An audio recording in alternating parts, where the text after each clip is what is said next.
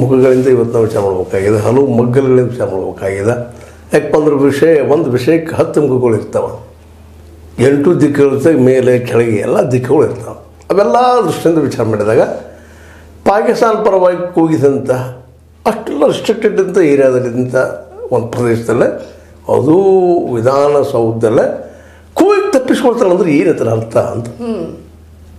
ಮೊದಲೇ ಕಾಂಗ್ರೆಸ್ಸಿಗರು ಅಂತ ಅಂದ್ರೆ ಅದು ಬಿಡಿರಿ, ಕಾಂಗ್ರೆಸ್ಸಿಗರು ಮುಸ್ಲಿಂ ಪರ ಟೀಕೆ ಮಾಡಲಿ, ಆದ್ರೆ ಅಲ್ಲಿ ಹೆಂಗೆ ತಪ್ಪಿಸ್ಕೊಂಡ ಅಂತ ಆ ರೀತಿ ನಿರ್ಲಕ್ಷ್ಯತೆ ಅವ್ನು ಕೂಗಿದ ತಕ್ಷಣ ಹಿಡ್ಕೊಬೇಕಿತ್ತು. ಯಾಕೆ ಹಿಡ್ಕೊಳ್ಳಿಲ್ಲ? ಕಾಂಗ್ರೆಸ್ ಓಡಿಸಿದ್ರ ಹೆಂಗ್ ಬಿಟ್ಕೊಟ್ರು? ಹಾಗೆ ಅದೇ ಕಾಂಗ್ರೆಸ್ ಓಡಿಸಿದ್ರ ಅಲ್ಲಿ ಬಿಜೆಪಿ ಇರಲಿಲ್ವಾ? ಬಿಜೆಪಿ ಕೇಳಿದ ಇರಲ್ಲ ಅದನ್ನ, ಇಂಥವನೇ ಕೂಗಿದಾನೆ ಇವನೇ ಅವನು ಯಾಕೆ ತೋರಿಸ್ಲಿಲ್ಲ ಅವರು? ಬಿಜೆಪಿ ಅವರು ಕೂಗಿದ ಅಲ್ಲಲ್ಲಿ ಸಮೀಪದಲ್ಲಿದ್ದಾರೆ ಕೇಳಿದವರು. ನೋಡಮ್ಮ, ಒಂದು 20 ಮೀಟ್ರು 100 ಮೀಟ್ರ್ ದೂರದಲ್ಲಿದ್ದರೆ ಮಾತು ಬೇರೆ, ಅವರು ಸಮೀಪದಲ್ಲಿ ಕೇಳಿದಾರೆ. ಅವರು ಕೇಳಿದ ತಕ್ಷಣ ಸಡನ್ ಆಗಿ ಅವ್ನು ಅಟ್ಯಾಕ್ ಮಾಡಿ ಹಿಡ್ಕೋಬೇಕಾಗಿತ್ತಲ್ಲ ಆ ಪತ್ರಕರ್ತರು. ಯಾಕೆ ಈ ಮಾತು ಹೇಳ್ತಾ ಇದ್ದೀರಪ್ಪ ಅಂದರೆ, ಇಷ್ಟು ಜನರ ಮಧ್ಯೆ ಹೆಂಗೆ ತಪ್ಪಿಸ್ಕೊಂಡು ಹೋಗ್ಬಿಡ್ತಾನೆ ಅವನು? ಏನೋ 100 ಜನ ಇರ್ಬೋದು ಅಂತ ತಗೊಳ್ರಿ, ನೆಲಕ್ಕೆ ಬಂದು ಕೂಗಿದ, ಅದು ನೆಲಕ್ಕೆ ಜನರ ನೆಲಕ್ಕೆ ಇದ್ದಾನೆ. ಮತ್ತು ಸರ್ಪ ಗೌಲ್ ಇರ್ತದಲ್ಲ ವಿಧಾನಸೌಧದಲ್ಲಿ, ನಮಗಿನ್ನೂ ಒಳಗೆ ಬಿಡೋದಿಲ್ಲ ರೀ, ಅಲ್ಲಿ ಒಳಗೆ ಸುಲಭ ಒಳಗೆ ಹೋದ್ ನೀವು. ಇವತ್ತು ನೀವು ವಿಧಾನಸೌಧಕ್ಕೆ ಹೋಗ್ಬೇಕಾದ್ರೆ ನಿಮ್ಮ MLAಗಳದ್ದು ಪರ್ಮಿಷನ್ನು ಹೌದು ಇವ್ರದೆಲ್ಲ ತೊಗೊಂಡಾಗ ಬಿಡ್ತಾರೆ ನಿಮ್ಮ ಒಳಗೆ, ಅದು ಸುಲಭ ಒಳಗೆ ಹೋಗುವಂಥದ್ದು. ಮತ್ತು ಎಲ್ಲ ನನಗೆ ನಾಜೀರ್ ಹುಸೇನ್ ಶಿಫಾರಸು ಮೇಲೆ ಒಳಗೆ ಬಂದರು ಅಂತ ಹೇಳ್ತಾರೆ. ನಾಜೀರ್ ಹುಸೇನ್ ಸಮೀಪದಲ್ಲಿದ್ದ ಅಂತ ಹೇಳ್ತಾ ಇದ್ದಾರೆ. ಅವ್ರು ಯಾಕೆ ಅದು ಆ ಸುತ್ತಮುತ್ತಲಿದ್ದಂಥವ್ರು ಯಾಕೆ ಇರಲಿಲ್ಲ? ಅವರೊಬ್ಬರೇ ಇದ್ರು ಇಲ್ವಲ್ಲ? ಕೇಳಿದವರು ಇದ್ದಾರಲ್ಲ, ಪತ್ರಕರ್ತರು ಇದ್ದಾರೆ, ಅವ್ರು ಕೇಳಿದ ತಕ್ಷಣ ಅವ್ರು ಹಿಡಿಬೇಕಾಗಿತ್ತು, ಯಾಕೆ ಹಿಡಿಲ್ಲ? ಇದು ಒಂದೇ ಒಂದು ಸಂಶಯ. ಇದು ಒಂದು ಕಾಂಗ್ರೆಸ್ಗೆ ಓಡಿಸಿರ್ಬೇಕು, ಇಲ್ಲ BJPಗೆ ಯಾರೋ ಇದು ಬೇಕಂತಲೇ ಹೋದರೆ ಓಡಿ ಹೋಗಿರ್ಬೇಕು, ಹೆಸರು ಗಿಡೋ ಸಲುವಾಗಿ. ಎರಡೂ ಸಾಧ್ಯತೆಗಳಿದ್ದಾವೆ. ಕಾಂಗ್ರೆಸ್ಸಿಗರಂತೆ ಅದು ಪ್ರೀತಿದ ಮುಸಲ್ಮಾನರ ಮೇಲೆ ಅಂತ ಇವರು ವಾದ ಮಾಡ್ತಾ ಇದ್ದಾರೆ.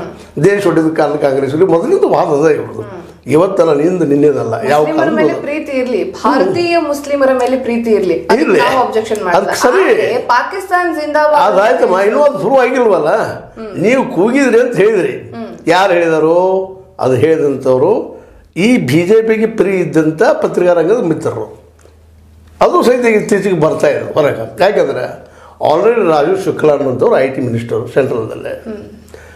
ಅವರಿದ್ದಂಥವ್ರು ತಮ್ಮ ಮೀಡಿಯಾ ಒಂದು 3 ಇದ್ದಾವಲ್ಲೇ, ಒಂದು 3-4 ಮೀಡಿಯಾಗಳಿದ್ದಾವೆ.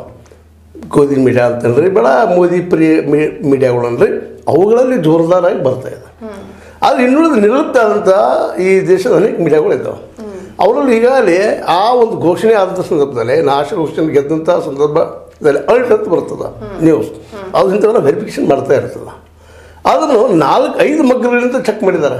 ಅದರಲ್ಲಿ ಎಲ್ಲೂ ಒಂದು ಸಣ್ಣ ಶಬ್ದ ಸಹಿತ ಪಾಕಿಸ್ತಾನ ಜಿಂದಾಬಾದ್ ಅನ್ನೋದು ಕೇಳಿಲ್ಲ. ಈಗಾಗಲೇ ಅದನ್ನು ಬಿಡುಗಡೆ ಮಾಡಿದ್ದಾರೆ ಅವರು. ಇರಲಿ, ಇದನ್ನು ಮೀರಿ ಮತ್ತೆ ಆಗಿರ್ಬೋದು ಅಂತ ಇಟ್ಕೊಳ್ಳೋ.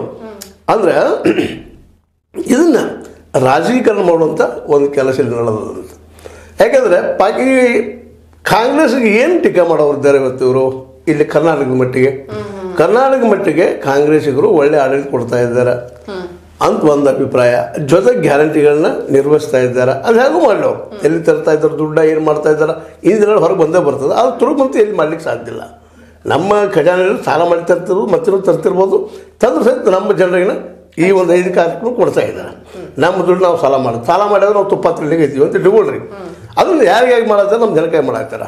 ಈಗ ನಾ ಏನು ಕೇಳ್ತಾ ಇರೋದಪ್ಪ ಅಂದ್ರೆ, ಇಲ್ಲ ಇದು ಕೇವಲ ಗೋಧಿ ಮೀಡಿಯಾದ ಒಂದಿಷ್ಟು ಕಟ್ಟು ಇರ್ಬೋದು, ಮಾಡಿದ್ದು ಇರ್ಬೋದು, ಇಲ್ಲಂತಲ್ಲ.